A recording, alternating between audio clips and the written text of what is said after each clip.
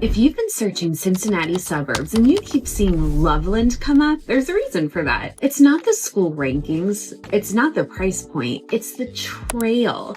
The Little Miami Scenic Trail runs right through the middle of downtown Loveland. 78 miles of paved trail along the river. People bike to coffee in the morning, walk to dinner at night, families ride on the weekends. It's one of the longest paved recreational trails in the country, and it essentially defines what life in Loveland looks and feels like. I want to give you the full picture.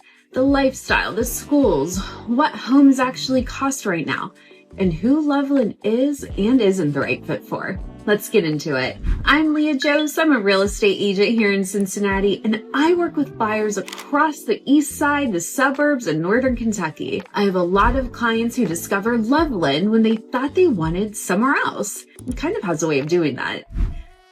Loveland's about 20 miles northeast of downtown Cincinnati and touches 3 different counties, Claremont, Warren, and Hamilton. And the thing that separates it from every other Cincinnati suburb is that it has a real small town feel, not a manufactured one. Downtown Loveland sits right along the Little Miami River. The trail runs directly through it. There are shops and restaurants and coffee spots right there on the trail. You can literally lock your bike outside and walk in for breakfast. That's kind of rare for a Cincinnati suburb. Instead of strip malls and parking lots, Loveland feels like a real town. It's called the Sweet Heart of Ohio. There are actual hearts on light poles, and the storefronts really lean into it.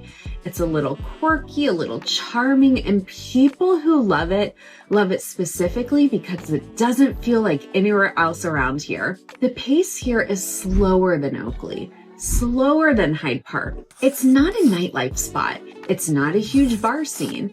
It's more farmer's market, morning ride on the trail, Saturday afternoon with the kids.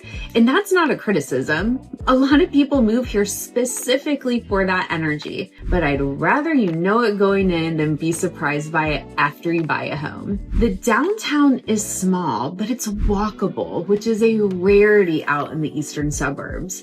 You've got coffee shop, local restaurants, bakeries, boutiques, and all of it is accessible by bike or on foot from the trail. A few places worth knowing about. Mile 42 Coffee Shop sits steps from the bike trail. It's a morning institution featuring a cozy environment, drinks, desserts. And then there's Paxton's Grill or Ramsey's Trailside. These are perfect for a casual family dinner. Or there's Rodi Italian or E&O for a date night. These local favorites draw people from all over on the weekends, especially in the summer. And of course, everyone stops at Loveland Dairy Whip for a cone or Grater's for ice cream. There's a farmer's market in season, community events that run along the trail year round, and a general sense that people here know each other. It's really a community in that old-fashioned sense. For bigger shopping and errands, you're headed towards Eastgate or the Kings Island corridor, which has about everything you need within 10 to 15 minutes. So it's not a sacrifice, it's just not walkable to those places. So you'll drive for Target, but you won't drive for a coffee. And I have to mention the historic Loveland Castle, Chateau La Roche. It's a medieval-style castle built by one man over decades right by the river. It's a real place, and it looks like a castle. And if you have kids, they will think it's the best thing they've ever seen. It's one of those only in Cincinnati things that you have to experience to appreciate. Commuting to downtown Cincinnati runs about 30 to 35 minutes, and that's in normal traffic on 275 or through Route 32. It's definitely not the shortest commute in the area, and I'll be direct about that in a minute.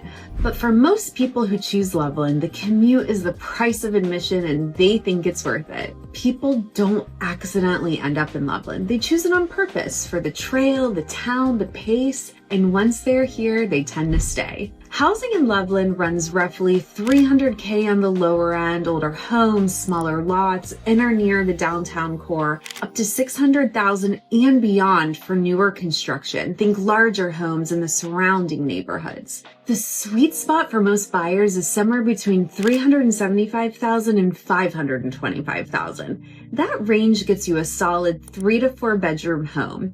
roughly 1,800 to 2,800 square feet, a real yard, and usually a 2-car garage. If you're relocating from Chicago, Nashville, DC, you're going to feel like you got a deal. Because you did. The trail adjacent streets in the downtown core are where the most character is. Older homes, tree-lined blocks, walkable to just about everything.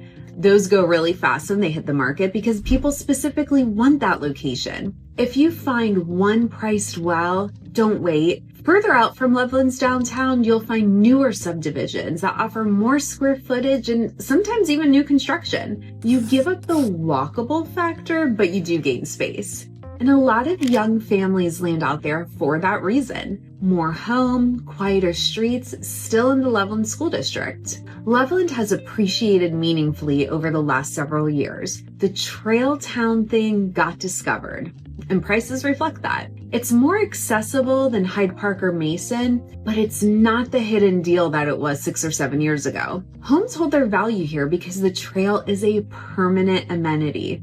It's not going anywhere. Loveland City Schools is the district here. It's a solid, well-run community district.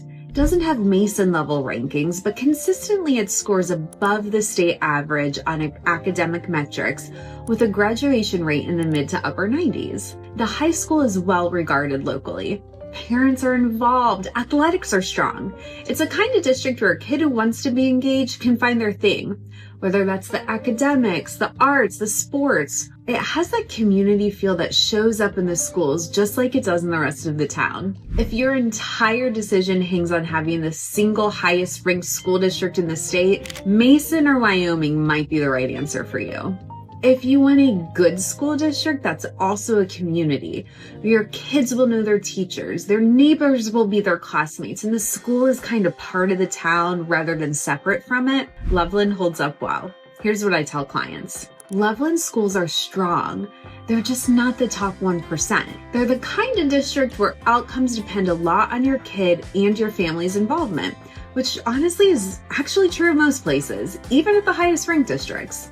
So let me be direct because that's more useful than telling you it's perfect for everyone. Loveland is probably the right move if the outdoor lifestyle is a real priority. You like biking, running, hiking, or just being near the river. You want a small town feel without actually leaving a major metro area. You're okay with a 30 to 35 minute commute in exchange for a home in a neighborhood that kind of feels different. You have kids and you want community events, outdoor space, and a downtown they'll grow up walking to. You want more home for your dollar than the closer in East Side neighborhoods. You work from home or have some schedule flexibility. You visited the trail and you immediately understood why people live here. Loveland is probably not the right fit if you need to be downtown to Cincinnati in under 20 minutes. Restaurant density, nightlife, and an active, walkable urban scene are your top priorities. Schools are the single deciding factor, and you need the highest ranked district in the state. You want a large selection of new construction without having to search for it. The suburbs make you feel trapped and you'd rather be closer in. The clients I've worked with who moved to Loveland are specific about it. They didn't end up here by accident. They saw the trail, walked downtown, and said, this is the one. That kind of intentional buyer tends to be a happy one. So that's Loveland. Trail town, real downtown area, solid schools, more space than the close-in neighborhoods, and a lifestyle that people choose on purpose and stay for. If you're comparing Loveland to Milford, Anderson Township, or Mason, I have videos on those too. And if you're trying to figure out which Cincinnati suburb actually matches how you want to live, not just the spreadsheet stats, that's exactly what I help people think through. I made a free upsizing guide that walks you through the numbers. Link is in the description. There's also a Cincinnati and Northern Kentucky relocation guide you can download. It covers neighborhoods, schools, what things actually cost, and what no one tells you before you move here. It's totally free. Drop your questions in the comments. I read every single one. And if you're deciding between Loveland and somewhere else, just ask. I'm Leah Joos. If you're moving to Cincinnati and want someone who knows these neighborhoods well to help you find the right one, I'd love to talk. Link is below. See you in the next one.